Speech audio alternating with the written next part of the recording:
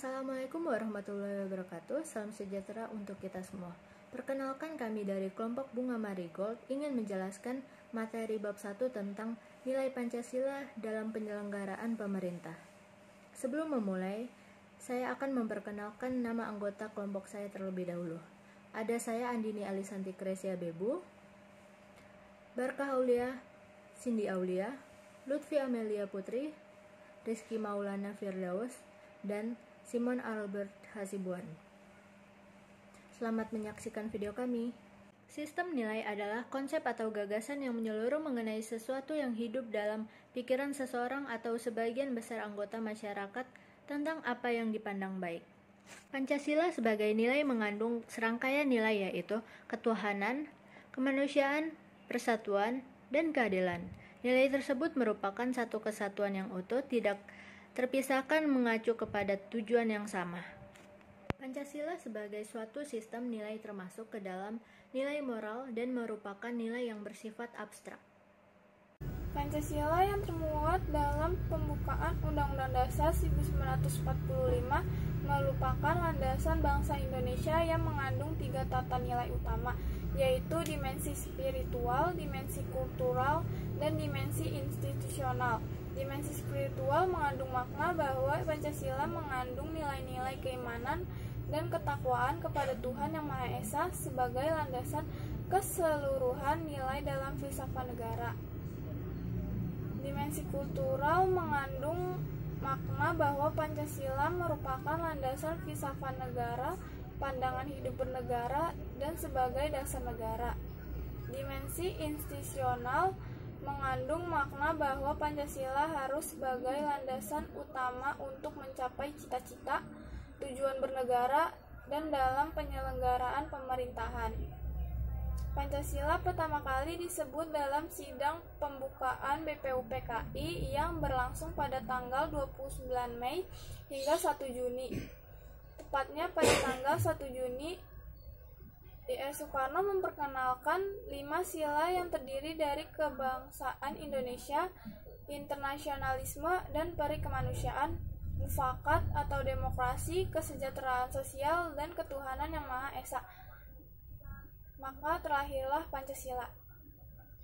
Sila pertama, ketuhanan Yang Maha Esa. Dalam kehidupan sekarang, setiap warga Indonesia dijamin kebebasannya dalam menjalani kepercayaannya masing-masing.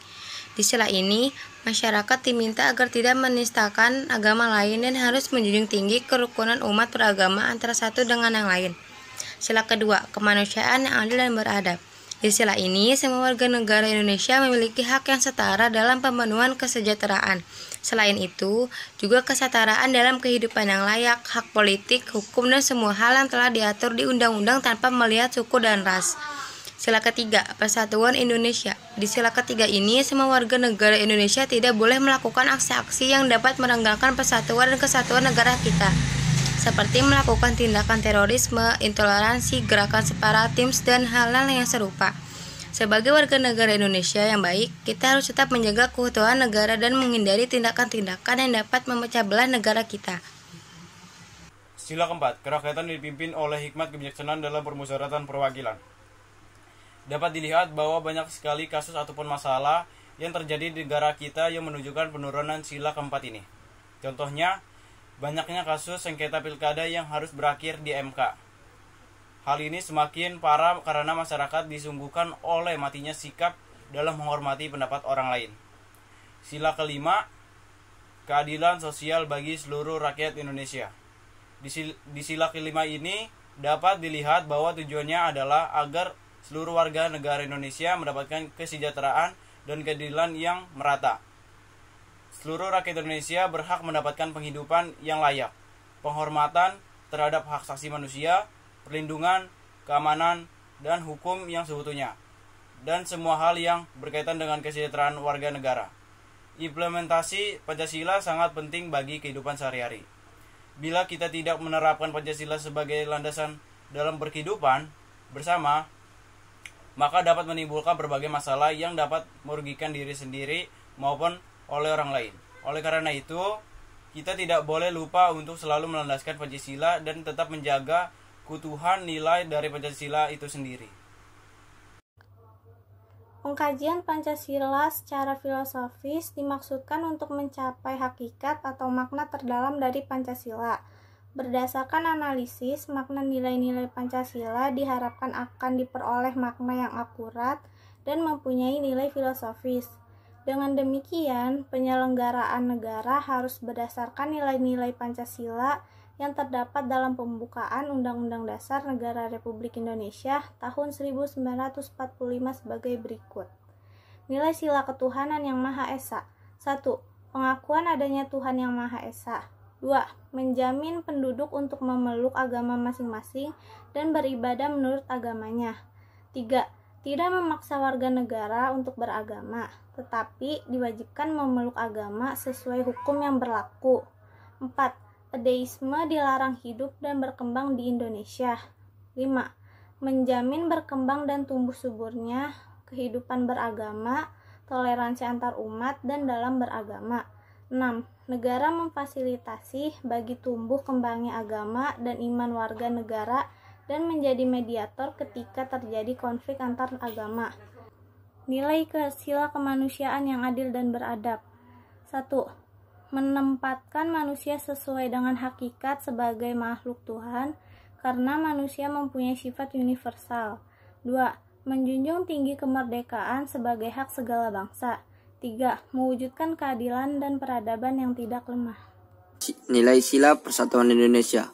1. Nasionalisme. 2. Cinta bangsa dan tanah air. 3. Menggalang persatuan dan kesatuan bangsa. Yang keempat, menghilangkan penonjolan kekuatan atau kekuasaan, keturunan maupun perbedaan warna kulit. Yang kelima, menumbuhkan rasa senasib dan sepenanggulangan. Yang nilai sila kerakyatan yang dipimpin oleh hikmat kebijaksanaan dalam permusyawaratan perwakilan. Yang pertama, hakikat isi sila ini adalah demokrasi. Demokrasi dalam arti umum yaitu pemerintah dari rakyat, oleh rakyat, untuk rakyat. Yang kedua, permusyawaratan. Artinya mengusahakan putusan bersama secara bulat, baru sesudah itu diadakan tindakan bersama. Yang ketiga, dalam melakukan putusan diperlukan kejujuran bersama. Yang keempat, perbedaan demokrasi secara umum di Indonesia maupun di luar Indonesia, yaitu terletak pada permusyawaratan rakyat. Nilai sila keadilan sosial bagi seluruh rakyat Indonesia. Yang pertama, kemakmuran yang merata bagi seluruh rakyat Indonesia dalam arti dinamis dan berkelanjutan. Yang kedua, seluruh kekayaan alam dan sebagainya dipergunakan bagi kebahagiaan bersama menurut potensi masing-masing. Yang ketiga, melindungi yang lemah agar kelompok warga masyarakat dapat bekerja sesuai dengan bidangnya. Sekian penjelasan materi dari kelompok kami. Terima kasih dan mohon maaf apabila ada kesalahan dalam menjelaskannya. Wassalamualaikum warahmatullahi wabarakatuh.